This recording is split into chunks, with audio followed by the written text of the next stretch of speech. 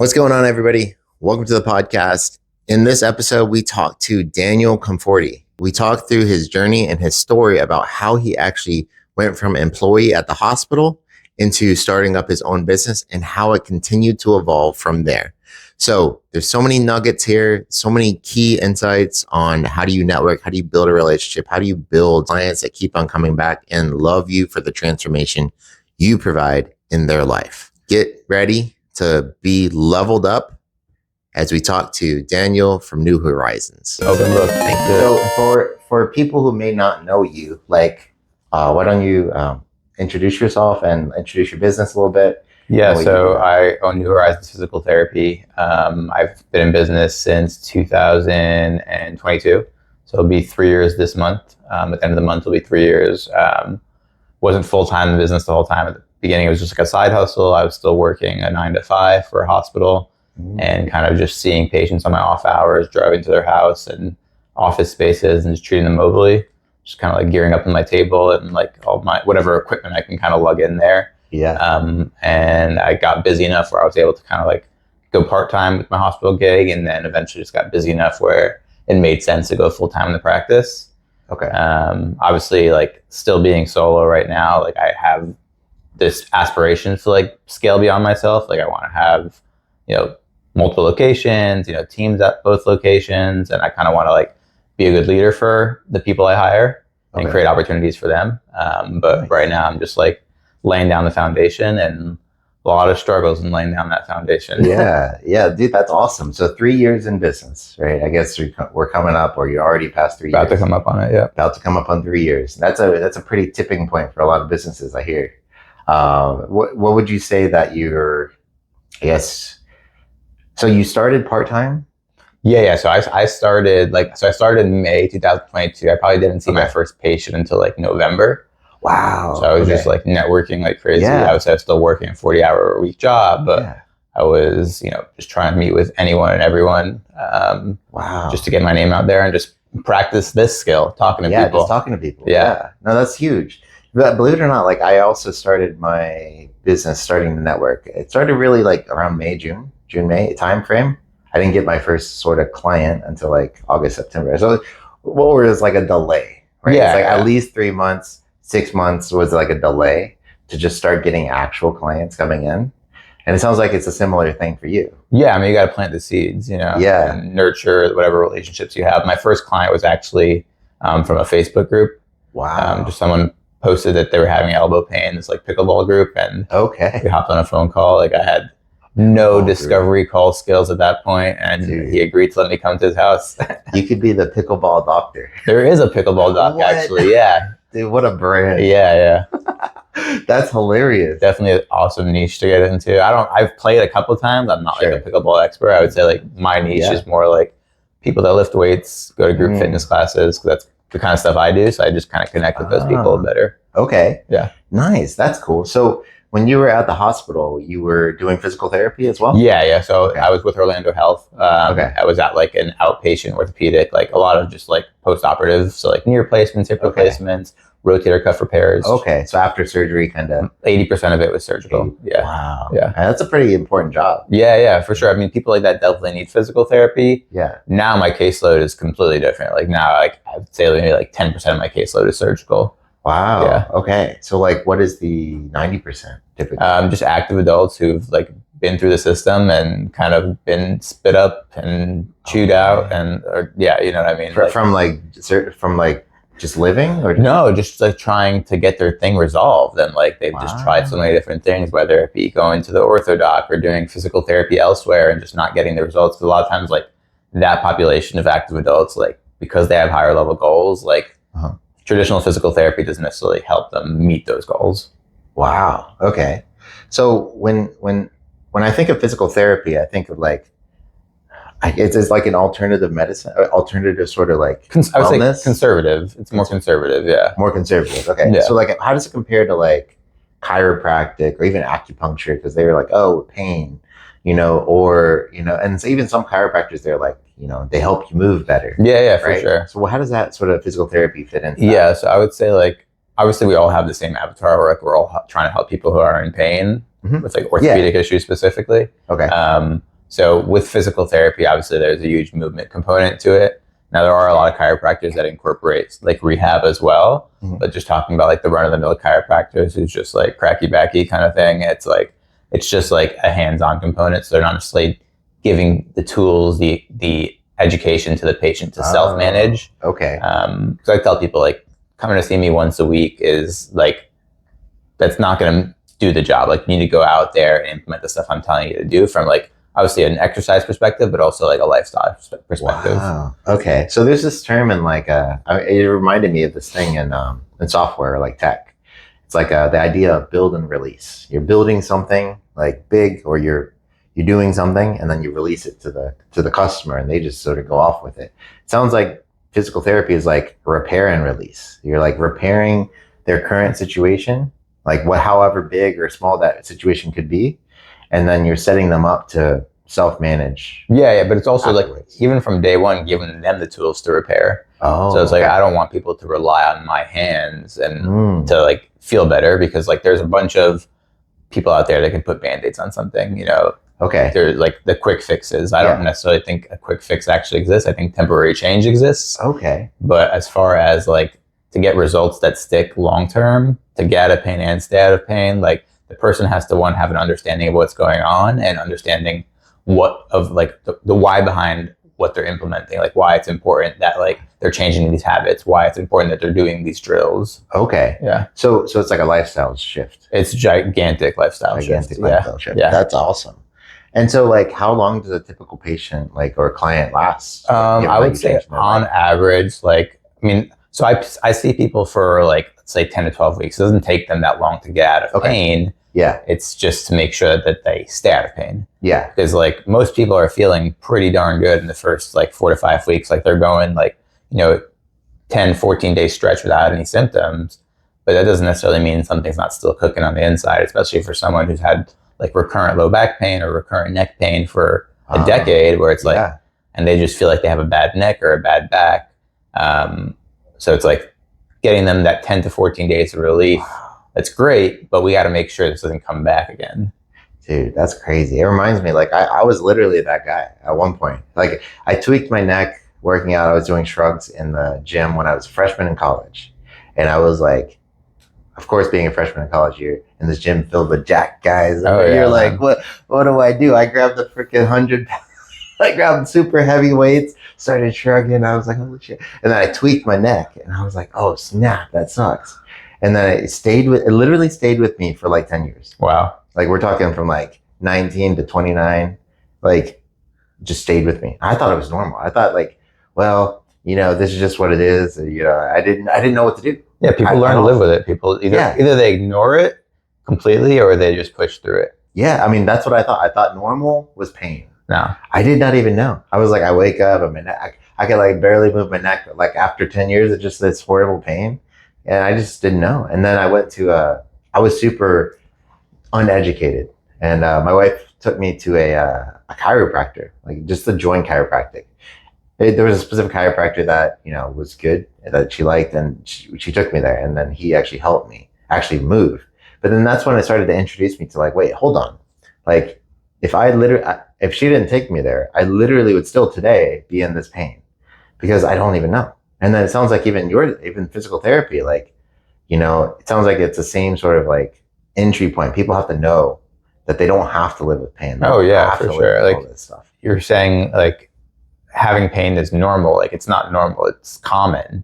Yeah. There you difference between common and normal. It's common. Yeah. It's like when people like, get older and they feel like, oh, it's like just a normal part of aging for my knees to start hurting and my that's what back to start hurting. It's not normal. It's common. Oh, it's not normal. Yeah. Well, you hear it's like, oh, when I hit 30, like you just wake up with pain, right?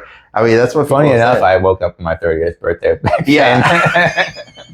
Maybe it's like a pre-telling. It's like a foretelling. It's like, oh, well, when I hit my 30, I'll feel pain. Like, I mean, it's part of the human experience. Like you're not going to be pain free forever. Like you're going to have an ache or discomfort, but like a lingering pain that like comes and goes and comes and goes. Like something's up. Something needs to be figured out. Yeah. Nice. Yeah. That's cool. All right. So now I understand more about like physical therapy and like how you fit the niche of people. I guess what is your ideal target market? Like, how would somebody know I need to go to New Horizons? Yeah, I mean, a lot of times people that have like failed out of the system when they've tried traditional physical therapy at your run-of-the-mill insurance kind of place, and they didn't get results, or like maybe they got out of pain, but they're not back to lifting weights and getting under a barbell. Because a lot of times those clinics, one, they don't have the environment to actually like, load people appropriately. But two, it's like the insurance doesn't care if someone's squatting and deadlifting. Wow. So if I understand, like this is, you're probably a super high in demand for like athletes. Yeah, active adults. Yeah. I would say. I mean, obviously, like, if someone like works out, I'm okay calling them an athlete. Like, Sure, I mean, everyone's an athlete. Yeah. You don't need to be like a professional athlete to be considered an athlete. Like, if you do some kind of sport, do some kind of workout, like you can brand yourself as an athlete. That's cool. That's exciting. Yeah. Okay. And so I guess let's talk a little bit more about how you actually started. Like you were part-time, you were already a physical therapist. How long did you do that before? So I graduated from UCF in 2020. Oh, sweet, go Knights. Yeah, me too. Yeah. Nice. When did you graduate? 2014. Okay, yeah, I graduated undergrad 2015 and then PT school 2020. There you go. Yeah. Sweet. Okay, so we're sort of around the same graduation class. That's exciting, at least undergrad. But sweet. Okay, so UCF and then you just went straight into No, it was COVID time, man. There was no jobs. No jobs. No. So what'd you do during COVID? The first job I got, I was driving out to Lake Haven. You know, it's like out by Kissimmee, but like Disney, but even further out. It was like hour and a half commute from Lake Mary. Yeah. It was the only gig I found that was like remotely interesting to me. It was at an assisted living facility. Oh wow. Did that for like 3 months, then eventually like something opened up at an orthopedic clinic through Orlando Health in Lake Mary. And I did that for like 2.5 years, and I was just burning out. Like I was the youngest clinician there. Patients didn't want to be there. You know, clinicians didn't want to be there, and I just felt myself like slowly despising the profession.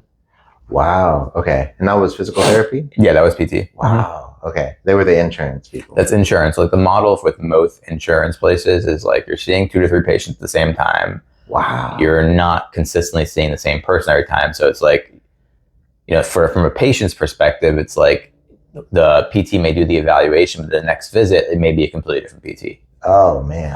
And then a lot of these places have like technicians or aides, which can be just some college student with no formal education in charge of their rehab. And the reason it's like this model exists is because of the reimbursement from insurance companies. And places have to keep the lights on, so they just kind of stack the schedule. Is it common that somebody would graduate from PT school and go into their own business, or immediately? Immediately. I've heard a few cases like that. It's not as common as chiro. It's not a common, because I've heard chiro. Chiro is way more common. Okay. I mean, it's way more common for chiro to start businesses compared to PT. Really? I mean, luckily enough, like in Orlando, it's like the cash PT scene is not very saturated. Wow. Yeah. So it's a nice space to like have the opportunities that I do here. But like in Miami, there's cash PTs in like almost every like gym. Like every CrossFit gym is probably like a cash PT in the corner. True. Yeah. It's because there's a lot of injuries going on in the gym. Yeah. So like a lot of times, like the model that I'm in, like PT will either they'll start mobile or they'll start inside of like a CrossFit gym or some like boutique gym. Just because it's like obviously like having access to the equipment, to like the rigs and all of that. It's like in order to actually load people appropriately, you got to have more than just like a silly rubber band. Nice. Yeah. And so you graduated UCF, PT, became a PT, got a job sort of like during COVID-ish. It was hard. You had to travel. Not the best sort of situation. And then you got a job at Orlando Health after that? Yeah. Okay. You got a job at Orlando Health. And after that, I guess why did you not like working for the hospital? Just the feeling burned out. It just felt like a hamster wheel, like just doing the same thing every single day, you know, just working 40 hours a week. And to be honest, like in PT school, like even before PT school, like I didn't know what the salary was. I just thought it was going to be this awesome job. I'm going to get to like get people better and like work with athletes and all that. And then like, you know, I blinked and I opened my eyes and then I'm like in this clinic where it's just like working with sedentary people. Not that they don't need PT, like They definitely do. It's just not what I had imagined for myself. Got it. Okay. Yeah. Okay. And then you made the decision to start a business? Yeah. So I actually applied for a promotion through Orlando Health, and like, no kidding, like that same day I applied for business coaching, like that same evening. Oh, wait, you applied for a business coach, you said? Yeah, I applied for business coaching like that same day that I applied for a promotion. Oh, okay. And then did you ever get the promotion? I had an interview for it. And at that point, it was funny because like during the interview, they're like, yeah, we looked you up on LinkedIn. It looks like you started your own practice. That's hilarious. Yeah. LinkedIn is red flag for them. But I was like, yeah, I started my own practice. Like, I don't plan on staying with you guys very long. Wow. Yeah, there you go. That's how you denied the promotion. That's how you fired them before they fire you. Exactly. But I was lucky enough that they let me go down from like 40 hours to 30 hours to 20 hours. Go. Like, you're a lot of demand. Then. Yeah, I mean, it's like a lot of places. Like, as soon as they find out you're doing your own thing on the side, they're like, "That's competition. Like, you got to get the hell out of here." Wow, that's crazy. Okay, so you opened up business, and then you said you got your first person from Facebook. After you were starting to hammer the stream. Were you networking groups? Or what were you doing? I didn't join BNI until February 2023. So like, literally a whole half a year. The first strategy I employed, and this is something I learned from like the business group I was in at that time, was like I was cold emailing like concierge docs, direct primary care doctors, personal trainers, chiropractors, other physical therapists. Because I was mobile at the time, so it's like contact these other physical therapy clinics. Like, if you ever know someone that's like looking for someone to come to their house, like I do. Yeah. I was doing like medical equipment stores. I was doing country clubs, just like cold emailing everybody relentlessly, man. Like every weekend, I remember like I would like go through this list and just like keep following up. Dude, that's cool. Yeah, that's cool. Well, yeah, I mean, hey, did it work? Yeah, it worked. I made some. I still have some people that I've met through that. Some docs that still send me people that I just that's awesome. Annoyed the hell out of them in the beginning. Bro, I'm doing cold email right now, and it's killer. I mean, it's straight up. It's just like I get a list of thousands of people and just going constantly. And it's AI today. It's like it's changed the game, making it a lot easier. It's been zero of my time, and I'm actually getting replies and all that sort of. It's crazy. That's cool. So you use the AI to like it sends out the emails to the list. I have a little bit of everything. So I use AI to personalize it. I use AI to help me create the actual copy. I use AI to find and scrape the internet for people for the list and build the list. And I use AI for actually sending and preventing spam.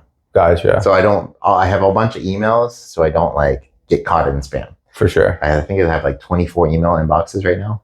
And of course it can increase. But I'm sending at least 150. Well, I guess now it's like 200 emails a day. Wow. Yeah. What's the response rate, would you say? Actually, it's tracked. I get about 2.9%. Okay. So it's not horrible. It's pretty good. I mean, for doing no work. And actually getting readings and I got to shoot a Loom video when I get home. I got to shoot like a video, because that's my approach. My approach is basically sending out videos or sending out emails. Right now I'm reaching out to chiropractors just because I have a specific thing that can help re-engage the patient to come back into becoming a patient again. But I'm sending out a bunch of emails to chiropractors, and I'm basically saying, hey, we have this thing. I'd be happy to share with this thing that can actually generate you more patients without you spending any more money on ads, any more extra staff, and it will help save your time. Guaranteed. Do you want me to send you a quick video on it? And then they just say, yeah, sure. And then I send the video personalized. It's like, hey, Krista from, this chiropractic company. So they know that I'm actually shooting it for them, which I am. Then I just show them a quick little deck and quick little thing. And then they're like, oh, dude, that's awesome. And then they actually respond, hey, I have a couple questions. And then I got on a call. Nice. I talked to somebody out in Missouri the other day. Oh, nice. I was like, oh, snap. Yeah, so it's actually working. And that's only after I sent like 500 emails. Yeah, I'd imagine. I mean, whenever I get those types of emails, I put them in the trash. Yeah, bro, but 100%. I mean, it's exactly. So like there's a lot of emails that go in the trash. But what I've noticed is with AI, it helps to actually personalize it. So for example, is this. I would literally have, hey, Krista from hey, Krista. That's it. And then in the actual inbox, in the actual email. So first I know who they are.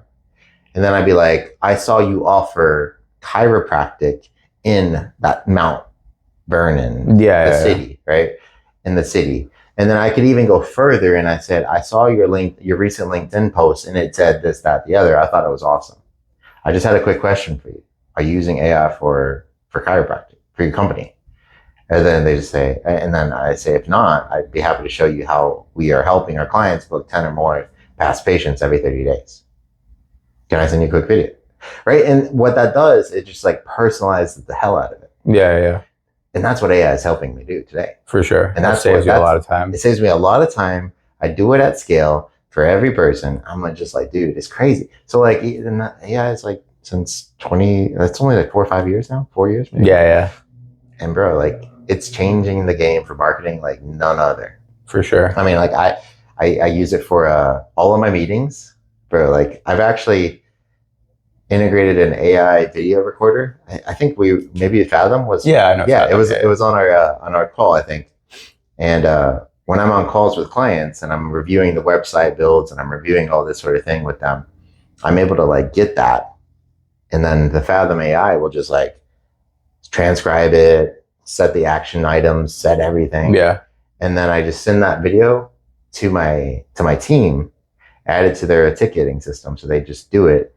They can get to review it all, and bro, it's like changed the game. I don't even have to even like go in and just tell people stuff. So AI is just like, regardless of whatever it is, like there's something that you can use AI for, and that it helps me. And then like now, for example, I've been trying out Opus Clip just to like, cut up some things for AI video editing, just to get some initial clips that'll just like polish up, which is a lot easier too.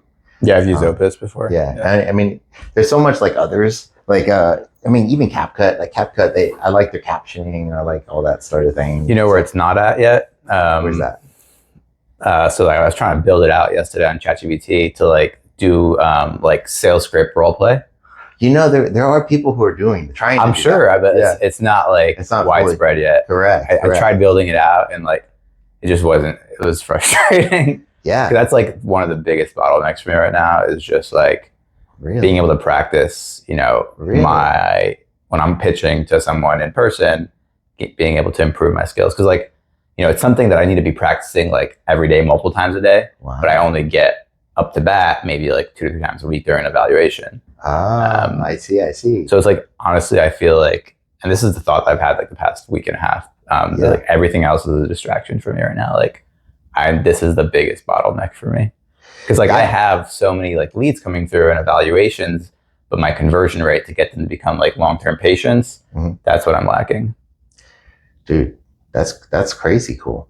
So, I mean, there's 2 ways you do it. One, you better yourself, which sounds like that's the approach. And the other is you hire a closer who can do it better than you. Yeah, but this is like in person. Yeah, it's in person. Yeah. So your person would have to be like, your person would have to basically be, sorry. You're good. What is that? This is a little clock timer. Oh, gravity clock. So like, I'll just like. Oh, sick. I found it vibrates when you move it. Yeah. So it'll vibrate when it's beeping, or it's either beeps or vibrates. So like, I can just set a timer for like 25 minutes. It just keeps me on track because I've noticed that if I don't have the timer, these podcasts will literally go hours and hours. Well, I got a patient at we said we're running till 4:30. I got a patient at 5. Okay, what time is it now? 3:30. 3:30. Oh, okay. Yeah, we're good. So 25 more minutes. Yeah, for sure. But yeah, that's what that's for. That's cool. Do you have a solution for me?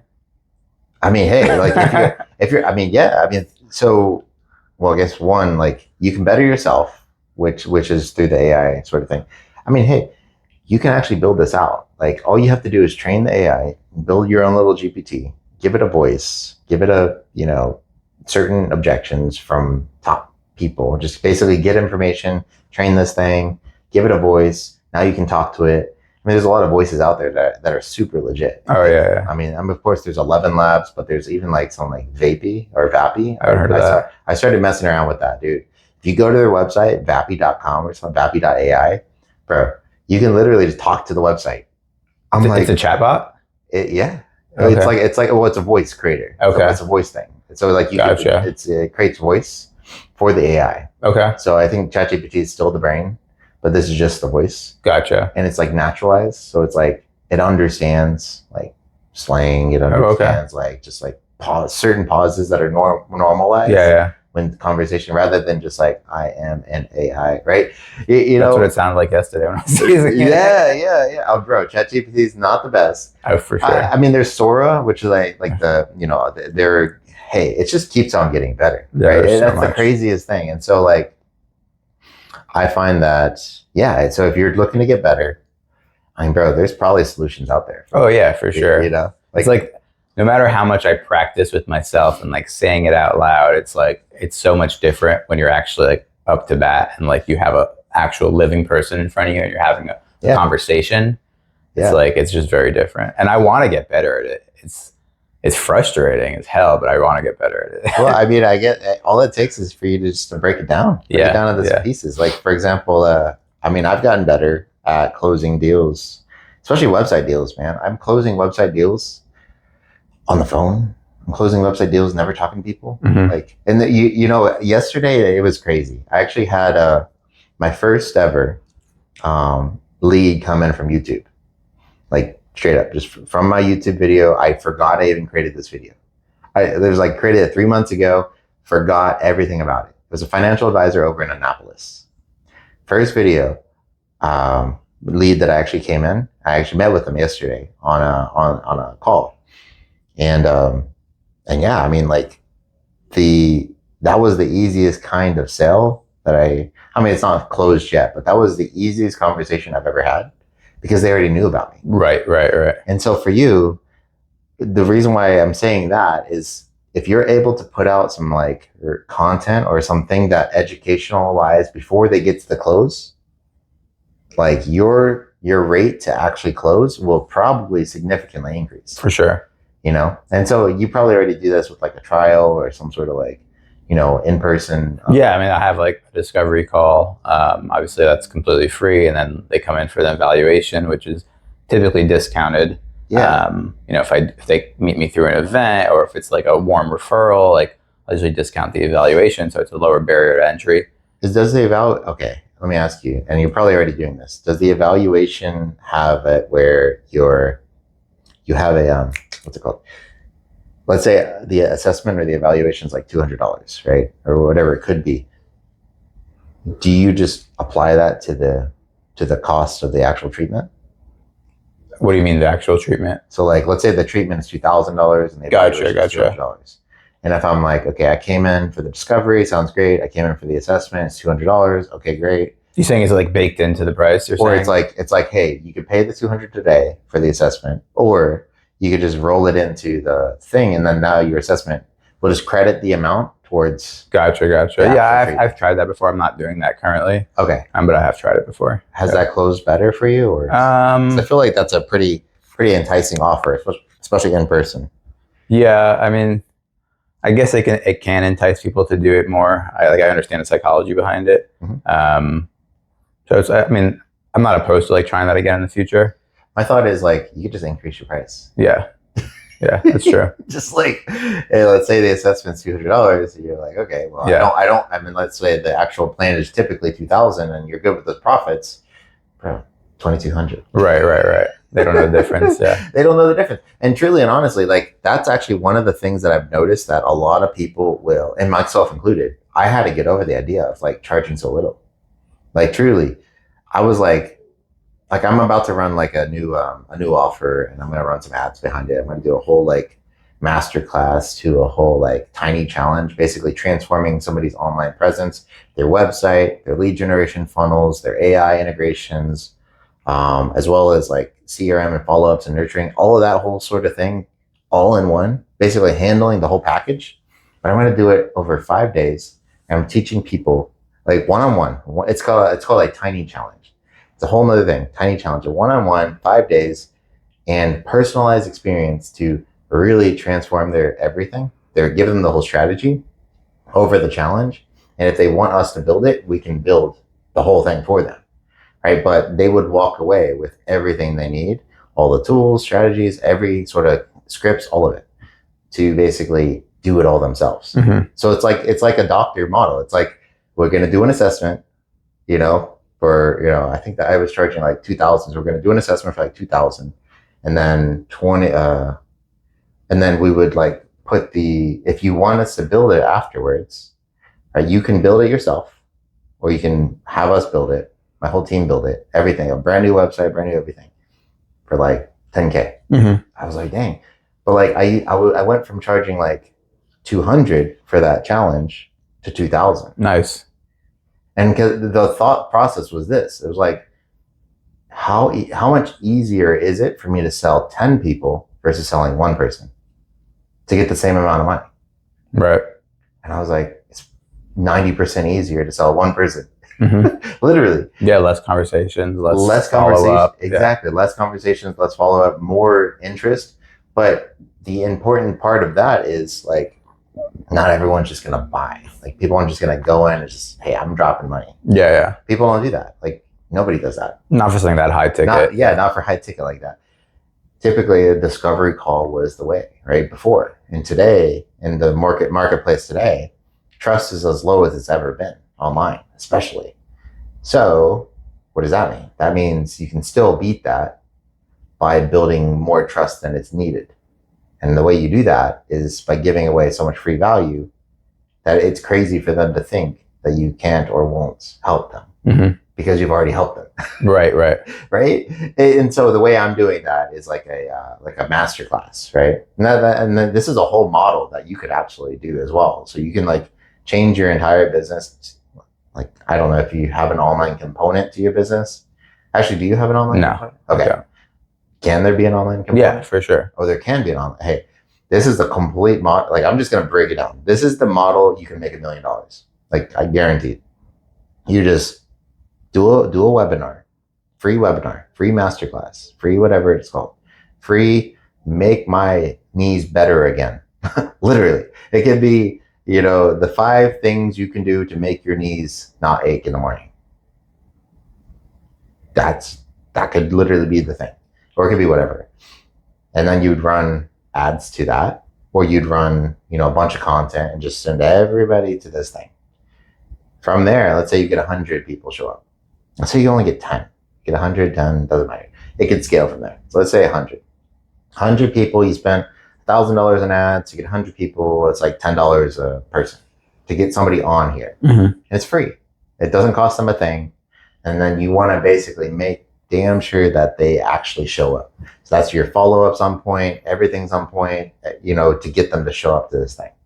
When they show up, you basically just overload with just everything they would possibly need and more and more and more and more. And then from there, you can do it's like a core product offer. You could sell them a book. You could sell them whatever, basically to turn them from lead to actual paying customer, to client, lead to client.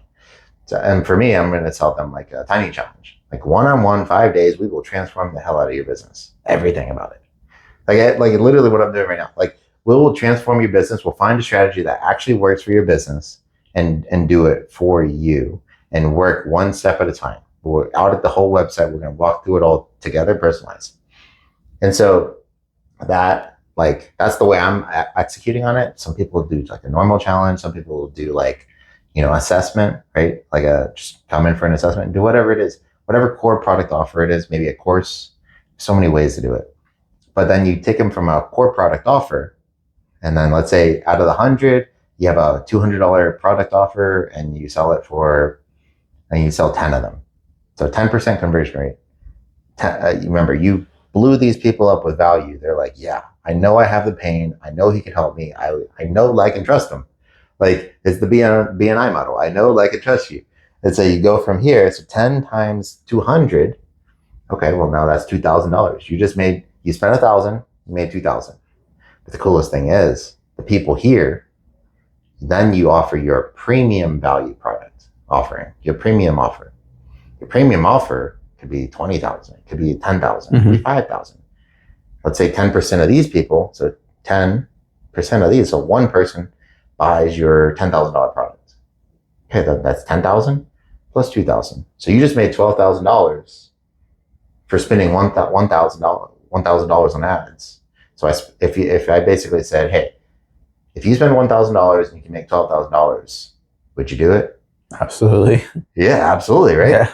And now the coolest thing is everyone who didn't show up to this thing, you still have them on your email list. Everyone who did, you can have them come back again. You can offer something new. You just keep this thing rolling and keep the ads rolling and put out the YouTube videos and keep it rolling. And you just go and go and go and go and go. This thing compounds. It's just like, okay, well, I had 100 here. I had a 10%. Could I improve? Like, this is where you're at. Could I improve my conversion rate? And then absolutely, you can get up to 20%. I get 20 times 200. I get $4,000. Okay, could I convert a better here?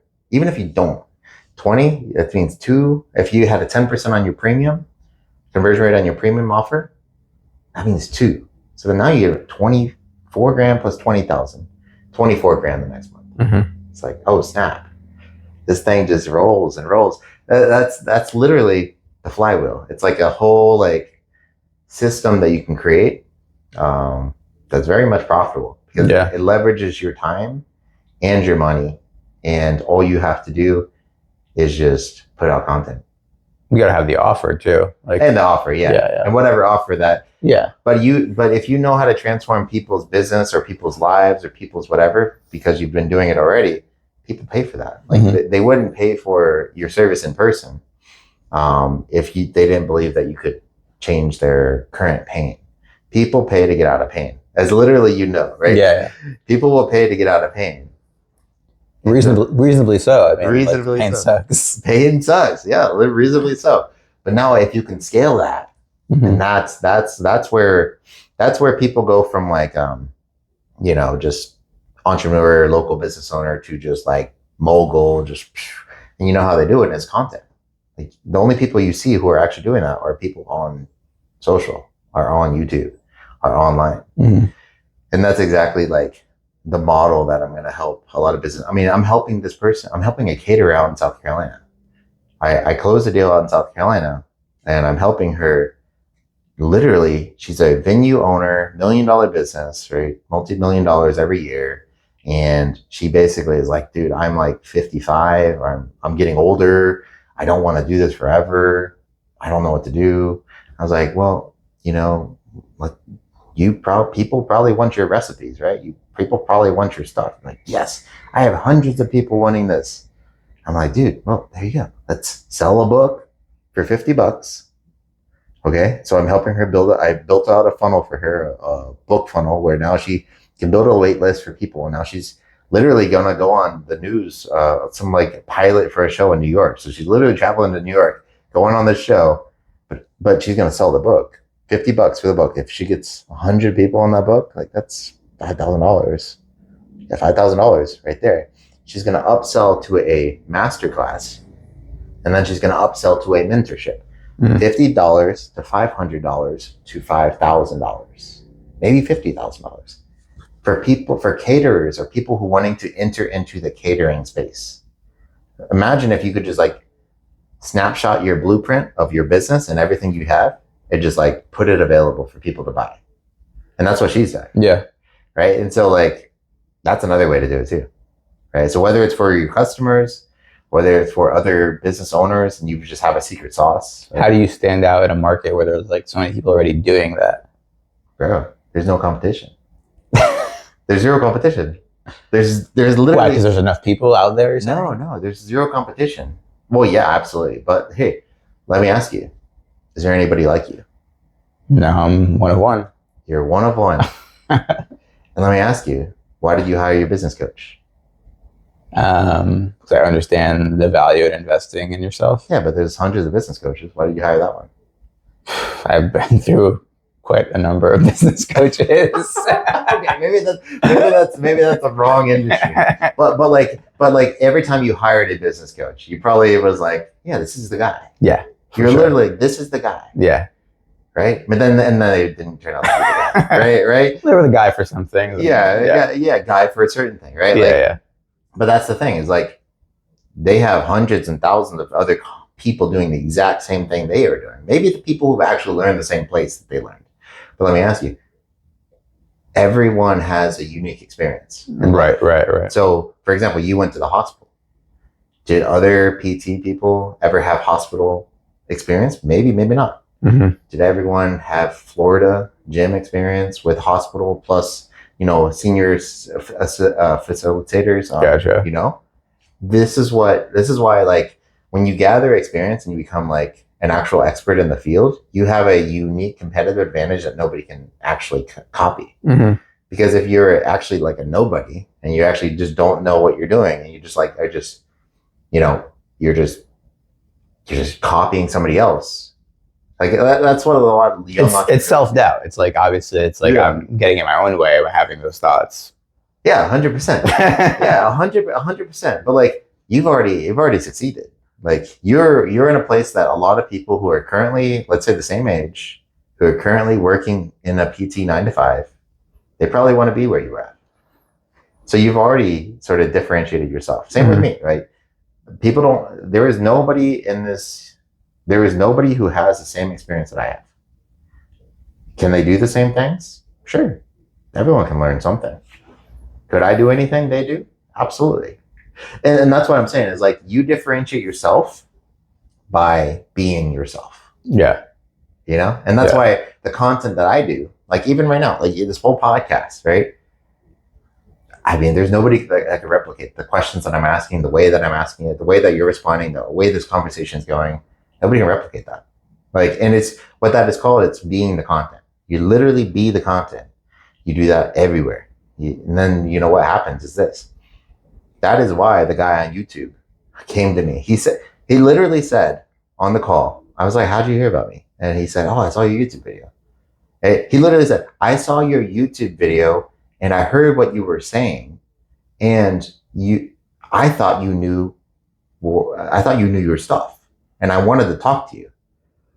I was like, okay, okay. So what he said is, I heard you and the things you were saying, and you thought I was the person that you could resonate with you because of the things I was saying. Like you were talking to him in the video, kind of. Well, yeah, but like at the same time, he said I was more competent than all the marketing people that he's actually talked to. I'm like, dude, did I just outbeat the competition just by one YouTube video that I'd had no intention of anybody actually doing anything? What was the video about? Bro, it was so wild. It was a Wealth Box to Go High Level integration that we just demoed. My accountant, literally, okay, this is how it happened. My accountant here in Orlando, he was like, oh, because I went in his office and I, told him what my business was and all this sort of thing.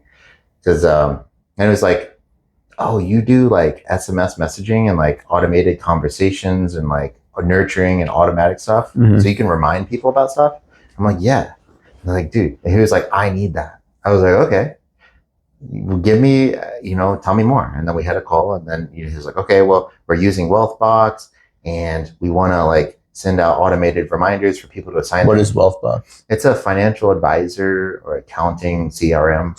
It's like a back end office. It's like an EMS. Gotcha. Okay. EHR or something. Gotcha. For financial people. Gotcha. Clients and all that. But they were having all their clients in Wealthbox, but they were having struggles with like actually going out and emailing their clients, and they were always having to spend a lot of time reminding their clients, hey, you have to sign this, you have to sign this, you have to sign this. So I was like, dude, we could just send out text messaging and emails every time that a client needs to sign something until they sign it. When they sign it, it just comes off. And they were like, that sounds great. And I was like, okay, let's build it. And so I had me and my team, like I have a friend out in London. He's out in Britain or something. And him and I were building this thing. And I was like, dude, I literally had to hop on like a 14-day free trial for Wealthbox just to start building. I was like, dude, we got to get this done in 14 days because we're about to. So you integrated it with Wealthbox? Yeah. So I integrated my CRM that Go High Level, which allows to basically go in and do everything that a Go High Level CRM could do. But we just isolated it to that one thing for Wealthbox because Wealthbox had no way. There's no Zapier integration, no Make integration, no integration whatsoever. It was a full-on, just isolated fucking thing. So how did you integrate it? I pulled Wealthbox. Oh no, okay, sorry. It had no integration to Go High Level. Okay. I pulled Wealthbox into Zapier. Okay, so and Zapier into Go High Level. Okay. But even just that alone, right? I had to like build some logic out within when we get this. because it's limited. It's limited. We can only get certain things into here. Which I am a coder, if I was more interested in making this a more long-term kind of thing, I'd be like, yeah, let's just fucking build an API access right to the fucking server, and we'll just pull everything in together and just handle it all ourselves. Right now we're using the server as Zapier. It's like a sort of like a Band-Aid-ish. But that's basically what it was. It was like, I currently found a need in the market. There was literally nothing because we were trying to solve this problem. And so I just solved this problem for my accountant. And I was like, dude, if he buys or doesn't buy, like, I'm going to fucking record this thing. We're recording this thing and we're putting it out there. How long was the video? Like 7 minutes. So the guy that reached out to you, is he an accountant? No. He's a financial advisor. Oh, okay. So he uses the system, Wealthbox. Gotcha. Yeah, he uses that Wealthbox system. Gotcha. It was so freaking tailored. It was Wealthbox and Go High Level. He's like, I have Wealthbox, I have Go High Level. I am stuck AF. Nice. He was like, I don't know what to do. And he was searching and searching. He literally said, I was searching all over and I saw your video. And then I liked what you said. And I felt like you were competent and you knew what to do. And I just had some questions. And so he was going to hire me for just that thing. And I was like, bro, like, you're all over the fucking place. I literally said, dude, you're all over the place. You are a financial advisor with millions and millions of dollars under your business. You should not be handling all of this fucking tech. Let me come in and the new offer I told you about. Let me come in and basically just transform your whole freaking thing. We'll get you a new website. We'll get you funnels. We'll get you everything, and we'll just handle it all for you. And then he was like, okay, how much? I was like, 10K. He's like, okay, great. Let's schedule a call on Thursday. So I meet with him on Thursday again. Nice, man. That's sweet. I'm like, holy shit, right? But that's what I'm saying is like, first of all, pricing, that was a whole nother thing. If I price too low, that'd be nobody cares. If I price, and then on top of that, like YouTube, right? YouTube is just, it's killer. So I forgot how we got on this track, but I feel like I remember. Content itself is very much a thing. Oh, I know, because I was talking. Well, I said we were talking about like the 1-of-1 and like how you stand out. Yes. Yeah. So you're saying be your authentic self. Yeah, because I was myself, and because I I literally just shot a video. I was just screen recording. I said, hey, what up, everyone? My name is Jonathan, and this is exactly what we're going to do in this video, and then let's go. And just, this is what we did. This is the category. This is the whole integration. I showed the whole fucking thing. How to do it? Like, I showed the whole fucking thing. Okay. I showed the whole goddamn thing. I like straight up 100%. I held nothing back. I was like, I showed you the back end. I showed you the front end. I showed you every freaking thing. I showed you my Zapier. I showed you my workflows. You know what people could do? They could just copy it. Yeah. But why did they get a lead? Why did I get somebody actually wanting to do business? It's because I showed the whole thing. Mm-hmm. That's what people want. You remember what I just said? 2025 and above, trust has never been lower. But what happens if you just give them the truth? Trust will be built no matter what. Right. And then how do you do that at scale? I mean, YouTube, bro. 4 months ago, this guy, I haven't even been creating videos on that channel. It was my business channel. I haven't even created videos on there since. I've been creating videos on my personal brand. And then, dude, like, it's popping off. So very specific, very isolated videos are like, you know, what works. And so if you're serving the market if you work to serve the market at the highest level, you will do whatever it takes to serve the market. Because if you're in business for money, I've noticed that you fail, right? Typically, like, because you can't just like do business for money. Like, money is going to come and you won't want to spend it. Like, you have to invest to serve your marketplace better, whether that marketplace is Orlando locally, which you and I are both, right? Part of the BNI, we're helping local businesses, or if that marketplace is larger, the US, even the world, right? And so you have to invest to build and to grow. And, you know, that's the whole sort of thing. Yeah. So my business is shifting significantly. I'm excited because, like, I don't know what's going to happen, but I know I have a plan, and I know exactly what to do. What's your main offer right now? Like, my main offer. So I've actually cut a lot. So since our last conversation, I've cut a lot. I've actually, I know you do websites. Yeah. So primarily websites, funnels, AI, automations. And those are primarily the things that I'm doing. Mhm. And then for the people who come in under that, like under my main offer, basically we're going to do a whole website rebrand, full website rebrand. We're going to build the funnels to actually generate leads.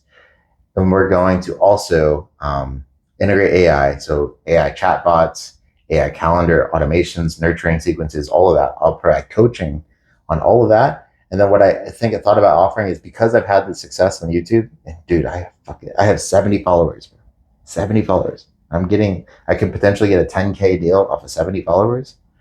That's ridiculous. How many views does that video have? Bro, probably like 10. That's like, crazy. I mean, seriously.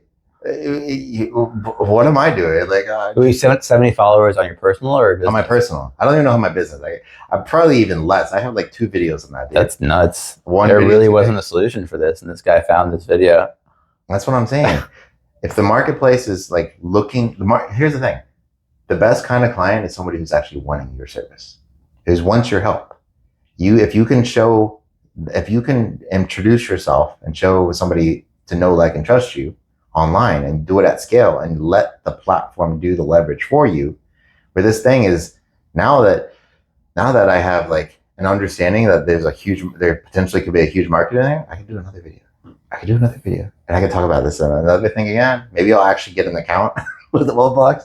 Maybe I could do it for a whole nother system for chiropractors, for this, other totally different systems, right? And then I can tell you integration that doesn't exist right now, and it's a big struggle for the PTs. Really? PT everywhere is like probably the top number 1 or top number 2 like EMR that like cash PTs use. Dude. And we're integrating that with Guide Level. There we go. Maybe we got to do it with yours. I don't use PT everywhere, but like okay. But I know that like it's a big struggle for a lot of people. Bro, that's what I'm saying. Is like such a need in the market. All I gotta do is put out one video. Apparently, one video will do it. Yeah. But like, what if I put out 10? What if I put out 100? What if I put out like, just consistent content? Yeah. What if I just give it all away? That's what I realize is the strategy, and that's what I'm saying. Is like there is no competition because there's nobody who talks like you. There's nobody who has the same experience as you. You are made, unique. And you have unique experience of life, and your lens on life is different than everyone else's, even if they do the same thing. And then if you're willing to do the things that everyone is not willing to do, then you're going to win. So what was the call to action at the end of the video? Was there a call to action? Yeah, the call to action was, hey, if you need help with this, just, click the links below. Give me a call. I'll help you out. Mm-hmm. It went to my website. Gotcha. I didn't even have a fucking funnel.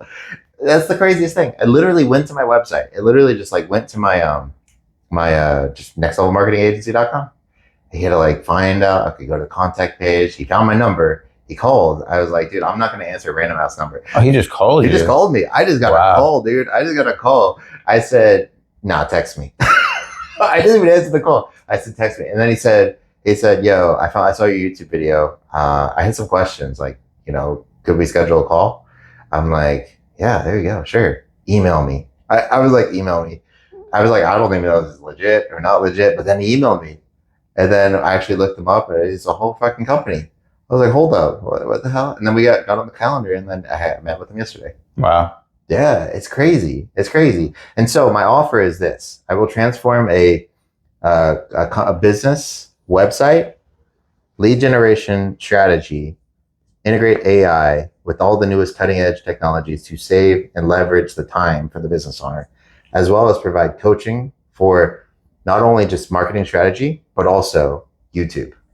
And I could also throw in ads, right? Once I get my ads popping off for myself, I could throw in ads. I'm already doing ad coaching for one of my clients, but like just those 4 things alone, it will enable someone to have a brand online that outcompetes. And this is the craziest thing. I actually mentioned it at my BNI pitch last week. Was one of my clients said, it was a painter. One of my clients said they were up against a commercial job. I think it was like for Blaze, the big pizza places, or Panera or something huge. They were up against a competitor, and it was between them and somebody else. And they got the job because the website was so cool. They got the job because it was so clear, so clean, and their website was better than the competitor's website, even though the competitor had more experience. I was like, bro, are you serious? And he's like, yeah.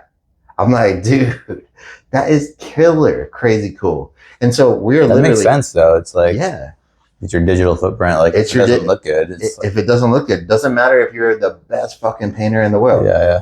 If you look bad, if you are not clear in your intention of your website, if you're not clear and built to sell, built to close, bro, that will kill your conversions, right? And so so I'm going to transform people's websites so they have a proper brand online, a brochure of everything they want, everything they need, everything to offer in the user's point of view, right? And so I do this for a lot of big companies. I made millions of dollars for Lowe's, for Olive Garden, for various places, millions of dollars by changing their website. And the only thing I do, this is silly, it's so simple. All I have to do is put myself in the user's shoes and start to look at the data and start to see exactly what the hell's going on. I am lost. If I'm lost, problem number one. I basically have to dumb myself down to like a 3rd grade level. I'm going to this website for the first time. I don't know what to do. As far as like navigating the website. As far as navigating the website, as far as what I'm being told. For example, a lot of people talk jargon, right? So like this client was this person I met yesterday. He's like, compounding financial to compounding interest. I'm like, dude, I don't even know what compound is. I mean, I do, but I'm like, I don't know what compounding is. Why don't you just say, increase your revenue, increase your odds for retirement, increase your life, better your life, right? Because those are words that people know. Those are words people can like have a feeling behind. And so that's where the strategy comes into place. It's like, yeah, not only do you have to have a nice looking website, you have to have a website built to actually close, to create a feeling in people to actually want to do something. Okay. So the website is great for your clients closing, and then funnels and lead generation. That's also what I'm going to do is like build entire isolated lead, like for example, masterclass. I just built it out. I just put it up online today, right before here, nextlevelwebsite.com, right? Completely isolated funnel where it's only for the masterclass. One thing, one CTA, one this. That's the only thing you can do there. There's no other buttons that's going to let you do anything else. There's 100 buttons. There's like 5 buttons, but they're all going to go to this one thing. And you're running ads for this? I'm going to run ads to that. It's a complete funnel. It's a complete funnel that will allow me to run ads to that, which will get signups, which will then allow me to get the masterclass. Everything I mentioned, like, so that's a funnel. You can have ebooks as a funnel. You can have videos as a funnel. You can have whatever kinds of things. You can even have one website domain and put one for bodybuilders, one for bikini models, one for beach goers, one for this, one for marathon runners. Like, you can have a completely different funnel for different kinds of audiences, because you know what? Bodybuilders care about muscles. Is a funnel always, is like step one of a funnel always like clicking on an ad? No. Okay. So my funnel is going to be used organically and also advertising. Okay. So for example, like the entry point it can be whatever. So think of it like the funnel is a way to capture interest. Okay. So it can be the end of a YouTube video, like you're saying. End of a YouTube. Every link down below. Hey, if you want to change your life, and if you want to change your business life, and you want to increase your online footprint and learn. Basically, my funnel, my masterclass is called "The 5 Costly Mistakes Every Business Owner Makes When Generating Leads Online, and how to fix them fast." So I'm going to basically go over the 5 mistakes business owners make to generate leads online. Because if you're not generating leads online, there are people who are, and I'm going to show you exactly how to fix them fast. I'm going to give it all away. That's the masterclass. And you know how is that strategically put together? I'm going to tell you why. If I said generate 100 leads online, or if I said here's the 5 mistakes you're making that's keeping you from your leads, which one sounds better to you? Repeat them again. If I said generate 100 leads online today, or if I said stop making the 5 mistakes that you're making today. The latter, yeah. Yeah. It's because people don't like pain. Mm-hmm. They're like, bro, I'm in pain. I want to move away from pain. Let me stop being in pain. This guy's talking about pain. This guy's talking about some freaking Bahamas. Yeah. Right? He's talking about, I don't even care about leads. I just want to stop being in pain. Why am I not getting leads from my website? There's mistakes I'm making. Okay. And how to fix them fast? Okay. Boom. That's what I'm saying, is like, that's the strategy. So like, that's also part of my offer. It's going to be like a one offer. It's like websites, funnels, automations, nurturing, as well as integration for organic on YouTube, as well as integration for, paid ads. I could throw in paid ads. So like, how do we generate traffic? How do we capture traffic? And how do we scale through nurturing and through AI after we've already captured your interest? And how do we, what I mentioned to you before, put them on a core value, put them on a premium value, and just build you multi-million-dollar business? And that's my offer. And so if I said like, oh, all it's going to cost you is $10,000 and I'll make you $100,000, or if it's going to cost you $10,000 and I make you $1 million, it's a no-brainer. Mm-hmm. So that's what people are like. That is what I've had to transition my company to. What were you doing before? I was doing a little bit of fucking everything. I was like, okay, well, I was doing social media management. I was doing of course, websites. Websites just became my most popular selling thing. And then funnels started to become more popular. I was primarily doing advertising. Okay. I was advertising for businesses. We were basically running a direct response marketing campaign, which was, we'll run your ads on Facebook and we'll also follow up with the people who are interested. And then we will generate you at least 15 new appointments every 30 days. Yeah, it's something like that. And then I considered email marketing, and I considered this, and I considered that. But it all sort of boiled down to, on the paper, I was like, bro, I'm making like 70 to 80% of my revenue from websites, and like everything else is like a distraction. Let me just stop. And I stopped. I literally had to cut off a lot of my clients, whether they were just, decided to move on because I wasn't really focusing on it, or I had to just say, hey, I can't do that anymore, or whatever it is. I have to focus on this because this is the place that I can spend the most amount of time to make the most impact. Because if I just said like, hey, I'll just do this whole fucking thing and we'll do it all for you, and I guarantee it's going to work. And I'm even offering a money back guarantee. Like, it's crazy. And so like, you're talking to me about like, okay, how do I improve my conversion? The way you improve your conversion is improving your offer. Mm-hmm.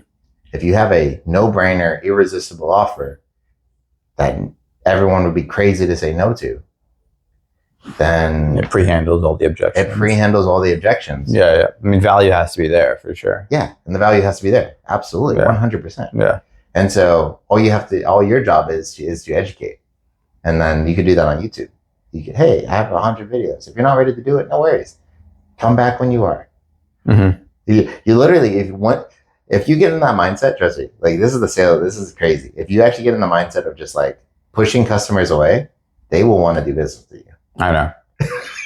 I've experienced it because like at times when I feel burnt out, then I stop like pitching. Like, I stop like being aggressive. And then you start winning, don't you? Yep. Yeah. It's so frustrating. Dude, it's crazy. It's crazy. But that's the psychology. People want what they can't have. People want to be out of pain. Like both of those two things are human nature, right? When you can't have it, you want it. It's like the grass is greener on the other side. Okay. I know we're a little over. Oh, you're good, man. Are we good on time? Yeah, we're good. But what are your thoughts like on the new offer? That's everything? Awesome, man. How does that sound overall? Sounds great. Does that sound cool? Yeah, man. Just put out the content. Bro, yeah. Putting out that's the hard part. That's actually the hard part, is because it's not hard. It's just, you have to make it a priority. Yeah. Once you make it a priority. How do you fit it into your day? Like, what is it like for you right now? Is it very like conscious to make content, or is it like, oh, this is content, this is like a whole, of course, this is like a whole thing. Of course, you get a bunch of content out of this, but like day to day, it's like, how much of like your day are you actually filming? You're gonna be so surprised. I can tell you, it's like 3 minutes, Okay. You're like, what? You're like, what the fuck? No, But it's multiple clips. It's not like 1 3-minute clip. It's like, no, it's 1 3-minute clip. really? Yeah, bro. But I see you putting out a bunch of content every day. Well, bro, that's what I just told you. Just blow your mind. 3 minutes, bro. 1 minute, maybe. Okay. You know what happens is this. I be the content. I'm literally like, sometimes like when it's me like putting out content for like me talking to the camera, or that talking head video, I'm only doing that because it is something that I've been like, okay, well, I just had this idea. I'm inspired to talk about this. I'm going to think about it. So let me just talk and think it. I just talk and think it. I just literally think talking. I'm talking while I'm thinking to the camera, right? That's one. The other way I do it is like, I'm about to do something cool. Or let's say I was about to hop into a Ferrari, or I'm going to go do bowling. I'm going to do whatever. Like, I'm going to do something cool. And I have this or I'm going to go on BNI. Literally, I have a BNI pitch. I bring that tripod with me at every BNI meeting. And everyone thought I was crazy. First of all, let's first off start with that. People are like, what the hell are you doing? Why are you doing that? Like, everyone, no matter what, like even people who are closer to me, they're like, why do you have that? I'm like, oh, don't worry about it. It's fine. I'm just going to capture myself. Now people want me to capture them. That's how it happened in our group. Like we had one girl who was shooting her own content for with her pitch, and then everyone started asking her, hey, "Can you film me too?" Yeah, but you know what? It's just the people who are willing to do the things that other people aren't are the people who win. Yeah, the same with you. It's like you were willing to hammer the streets when you started your business. Those are the things that people aren't willing to do to start their business, and that's why you win, right? And so like the same thing was with content. And so like if you're on a stage, I took 0 extra time to actually create that content. Like I even have one. Like if I get stuck, I have a BNI content I can just put up there. You know what? I don't even have to use the audio. That's the coolest thing. I don't even have to use the audio. 30 seconds. Okay, cut it up. The coolest, me throwing my hands in the air, doing this, that, the other. I'm not even trying. First of all, I can literally just say, it's just like, boom, boom, boom. It's just a caption it. I'm like, dude, 100%. Because it's not about the content. It's about the context. If you put good context that's meant to serve your audience at the highest level, to really just give the value, give so much value, whether it's like inspirational, it's, I thought of this and this is cool, but the person who's watching that content is me. So what do I care if anybody else is watching it? If I'm creating content that I find valuable to myself and to the audience that I'm creating for, then dude, it's easy, because anything can be content. Like you actually have probably a month's worth of content for sure, like straight up 100%. But let me ask you, you just got a month's worth of content and you spent like an hour with me here today. But if I didn't have that, if you weren't just rolling, you wouldn't have captured it. Right. Did it take you any extra time to capture that? No. Zero extra time. Will it take you maybe 3 minutes a day to post? Yeah. And that's what I do. I take 3 minutes extra a day. And I actually put the captions myself, and I actually do the posting myself every day. It's like, I don't even batch my stuff. I just like day, because that's the most relevant content. How do I get content if it's a hurricane outside? How am I going to batch? Oh, well, it's a hurricane outside. Yeah. And it's not real time. And it's also not scalable. Like it's not as scalable in people's minds, right? But I'm doing the thing that people won't do. I'm doing the not scalable thing in a scalable way. And that's why I'm putting out, that's why even you said like, oh yeah, I see your content all the time. But if I just told you I don't really spend time putting out content, you're like, what the fuck? Makes no sense. But do you put out multiple videos a day? Stories. Yeah, stories. Yeah, right. I put out multiple stories a day. And stories are like 24 hours. They're just like story.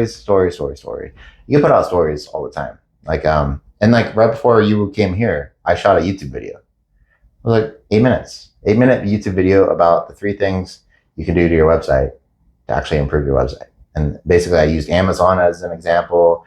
I talked exactly about intention, so that all you have to do is, if you put these things into your website, I will guarantee it, you win, because all you have to do, you don't even have to have a pretty website. You just have you just have to have a website that's built to sell with the proper intention. When a user goes to your website and if they know these three things, you will win. It is, who is the website for? So does it resonate with me as a user? It is, what does this person or this website do? Do I know exactly what I should be doing when I go to the website? And then the most important one is, why the hell should I care?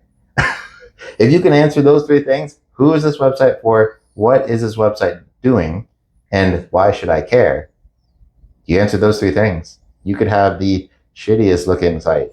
Give me an example of how, like, what would be a well done, like, answering the third question, like, why should I care? Like, how could that be done well?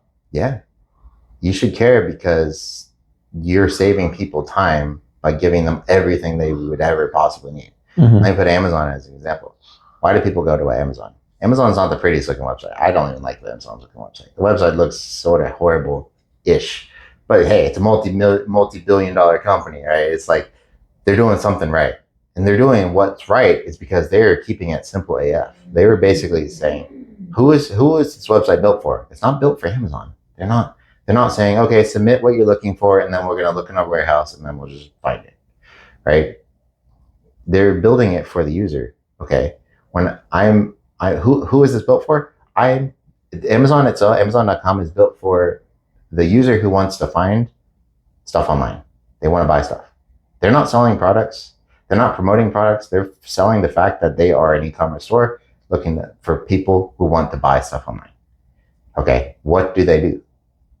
The first thing you do on Amazon is buy. There's a bunch of products.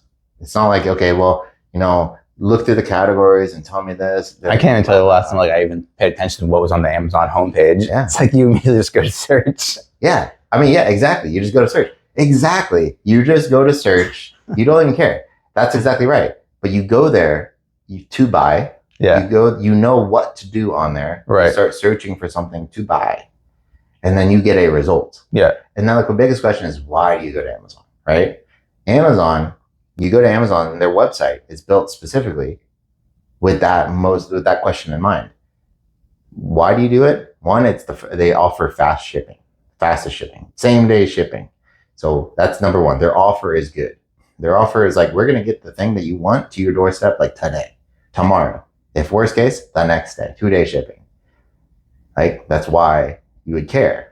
But the biggest reason why they actually kept your business, because everyone can do that. Like Walmart's starting to do that, Target's starting to do that. You can curbside at Target, right? But the biggest sort of thing that Amazon does about why a customer should care is they give you everything you would possibly ever need to know about this product. Why would you need to go anywhere else? Mm-hmm. And that right there is something every business owner can do.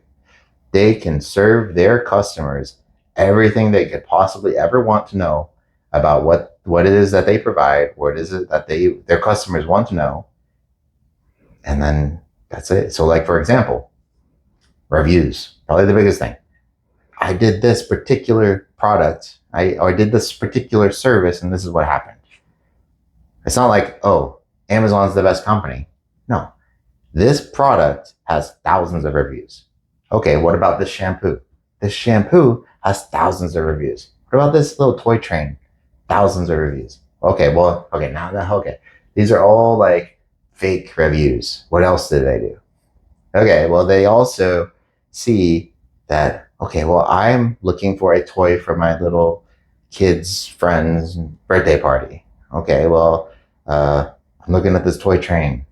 Oh, I don't know if he likes this toy train. I know he likes trains. I don't know if he likes this toy train. What else did they do? Why did they make it easy? Oh, here is other products people have looked at. Mm-hmm. Or other related products. Oh, here are other things. I know people who are actually on Amazon who do the same thing I do that are there. And I know what they do. And I'm doing the same thing for my clients. And I do this. That's how I make millions of dollars. This is what I do. And this is my particular unique advantage, is I put myself in the shoes of the customer. I am a person going to this place wanting to do X. What will make me do X better? Why? And if I can just give everybody everything that they ever possibly want, even without them asking for it, I give it to them all. But then I do it at the right time. Because if I just said, hey, here's a bunch of food, eat it. Mm-hmm. Or if I said, oh, let's start you out with a soup. Let's start you out with a salad. And then there's a beautiful entree. Then you got your dessert, and then you have your coffee, right? It's timely. Instead of, okay, here's your coffee, dessert. Right? So it's the same sort of thing. So principles are the same, and you just have to do it online. And that's what I'm good at. But does that help you understand? It's like, no, yeah, for sure. You know, good way that's the way I put it. The Amazon analogy is good. I understand. But that. I shot that. You made a video on all this. Yeah, I literally made a video on this today, okay. right before you came in. But like, what did I do? It didn't take me an extra time. I was like, yeah, dude, I was here like 15 minutes early. I was like, bro, light, phone, action. Literally, I was like, okay, let's go. I'll edit it. Maybe I'll throw some pictures of Amazon on there to show exactly what I'm talking about. Like, but that's sort of what I do, right? And so if I'm understand my offer and I create content around my offer, and I create content around leading people to my offer, and that content goes viral, and I have everybody funneling in under my lead magnet or under my funnel, then I'm able to have consistent systems to get the core product offer, get the premium product offer to make more revenue. My job just becomes, I'm a content creator that runs a big ass business, right? And so that's the model of today's world. Like, that's the model of today's business. If business owners are sleeping on, like, this is a serious thing. Business owners are sleeping on YouTube and they don't even know it. They're going to miss the biggest opportunity that there's ever been. Because if a guy like me can make, get leads from a video that I just barely shot, it just like popped up, it's so intentional, but yet it's starting to get leads and I have 0 followers and I could potentially make $10,000 off of it. That's crazy. That's literally crazy. Are you doing like editing to these videos? No. You know what I shot that video on? Google Meet. Wow. Google Meet, bro. Very low effort. Very 0 effort. Google Meet, 0 editing, upload, boom. I just package it right? It's like, boom. Like, well, I do a thumbnail, title. Mm-hmm. I mean, that's where the strategy comes in, right? That's where the strategy, because everyone can do the thing. But first of all, not everyone does. And second of all, not everyone knows how to do it properly. The same way, everyone could probably like stretch an arm, like move their arm. You could probably do that. But like, okay, well, is it the right way to do it? Oh, who knows? It could be. You could literally just fall into place. That's how a lot of business people, locally especially, they just run their business and hope to get lucky. Which is, I am a culprit of that myself too. And I have gotten lucky. Like, for example, yesterday I went to BNI, or Wednesday I went to BNI, and I got a deal from a visitor. I closed the deal on the spot. Wow. I was like, bro. And she was like, oh, can I pay you cash? I'm like, can you pay me cash? I was like, what, you want to go to the bank? I literally said, do you want to go to the bank right now? And she said, yeah. I was like, okay. And she was like, oh, can I get a quick little discount? I'm like, yeah, sure. 2%. Okay, everything helps. Went to the bank, got cash. $1,500 cash. Like, what the frick? When do I have this cash standing in my hand? Right? It's just like, it just happens. But the thing is, like, you just got to show up. Mm-hmm. And if you show up in person and that happens, bro, what if you showed up online? At scale. Scale. And here's the thing. Nobody's watching my shit. But you know what's happening is, when people do, they will have a lot of shit to watch. Once they find you. Once they find me. Yeah, exactly. And apparently this guy found me, right? Like, but that's why it's all about the offer. Mm-hmm. It's more about the offer than anything. If you have a good offer that you're actually selling, you just have a way to promote it.